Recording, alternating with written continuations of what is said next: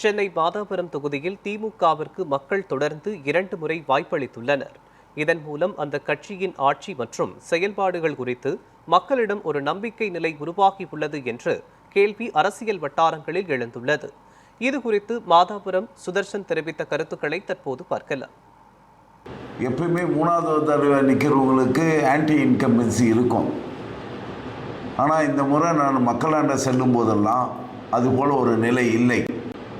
காரணம் என்னென்னா, மக்களுக்கு தேவையான அடிப்படை வசதிகளை கடந்த 5 ஆண்டு காலமாக எங்களுடைய திராவிட மாடல் அரசு, அதனுடைய முதல்வர் தளபதி மு.க.ஸ்டாலின் அவர்கள் செய்து கொடுத்துருக்காங்க. அதனால் மக்கள் எல்லாம் அனைத்து அடிப்படை வசதியும் பெற்றிருப்பதனால் எங்களுக்கு எங்களை எதிர்த்து சொல்லக்கூடிய வாய்ப்பு அவங்களுக்கு எதுவும் இல்லை. அதனால் எங்களை வரவேற்கிறார்கள். மன மகிழ்ச்சியோடு உங்களுக்கு தான் எங்கள் ஓட்டு, நீங்கள் தான் வெல்வீர்கள், உங்களுடைய தலைவர் தான் நம்ம அடுத்த முறைய முதல்வர் என்று சொல்லி அனுப்புகிறாங்க.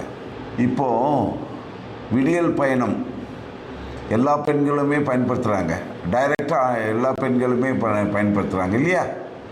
அதே போல் உரிமை தொகை நேரடியாக அவங்களுடைய பெண்களுடைய வங்கி கணக்கே போய் சேர்ந்துடுது. மாதம் மாதம் போய் சேர்ந்துடுது, நேரடியாக ரீச் ஆகுது.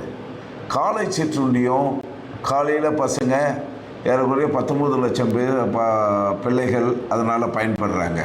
அதனால் தாய்மார்களுக்கு பணிச்சுமை கம்மியாக இருக்குது.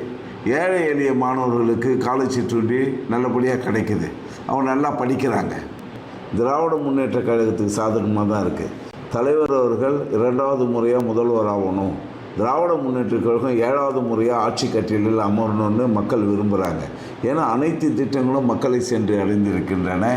அந்த திட்டங்கள் மூலமாக பெண்களுடைய பொருளாதாரம் உயர்ந்திருக்கிறது, பெண்களுடைய கல்வி உயர்ந்திருக்கிறது, பிள்ளைகளுடைய கல்வி உயர்ந்திருக்கிறது, வேலைவாய்ப்பு பெருகி இருக்கிறது. ஒட்டுமொத்தமாக போனோம்னா மாநிலத்தினுடைய ஒட்டுமொத்த நிலைமை உயர்ந்திருக்கிறது.